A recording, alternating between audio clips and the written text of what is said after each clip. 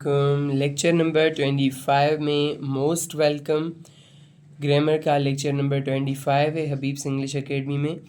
आज का हमारा टॉपिक बिल्कुल ही सिंपल है कि अगर कोई लेटर हो, जैसे ए है, बी या सी, या कोई फिगर हो, फिगर्स में कोई निशानी जैसे ए ये है या एम्परसेंड है, या फिर कोई भी दूसरी निशानियां हों, तो उनका प्लूरल कैसे बनता है। लेटर्स में ये आ गए और ये सिंबल्स में आ गए, SYMBOLS सिंबल्स में।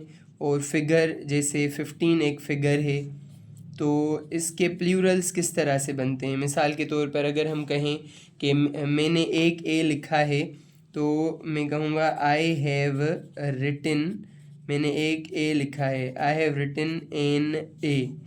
यहाँ तो ए हो गया, एक है जब ए।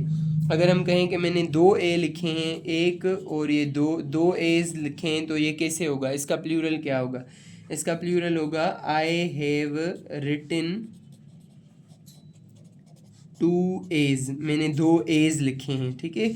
अभी जो लेटर्स, फिगर्स और दूसरी सिंबल्स होती हैं, उन सब में एस लगाते हैं, पर अपोस्ट्रॉफी के साथ एस लगाते हैं। मिसाल के तौर पर ये दो एज हैं और ये 3 सीज हैं, सो दीज आर 3 सीज। हम कहेंगे दीज आर 3 सीज, ये 3 सीज हैं, दीज आर 3 सीज। अंडरस्टैंड। जो भी लेटर्स हों, सिंबल्स हों, उनका प्लूरल इस तरह से बनाया जाता है।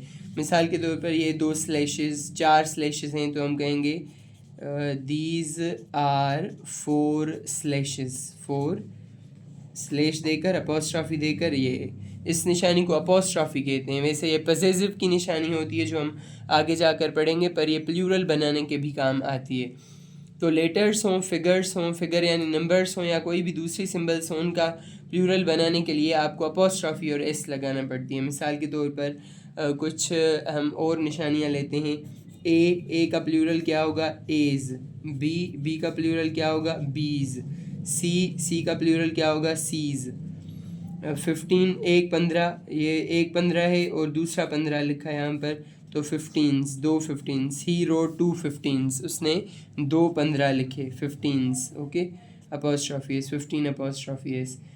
कोई भी निशानी हो, मिसाल के तौर पर ई है, ई का प्लूरल होगा ईज, आई का प्लूरल होगा आइज। इस तरह से इनका प्लूरल बनता है। ये था आज का हमारा टॉपिक के लेटर्स, फिगर्स और सिंबल्स के प्लूरल्स किस तरह से बनते हैं। Please comment, like, share and subscribe to our channel for more such informative videos. Thank you.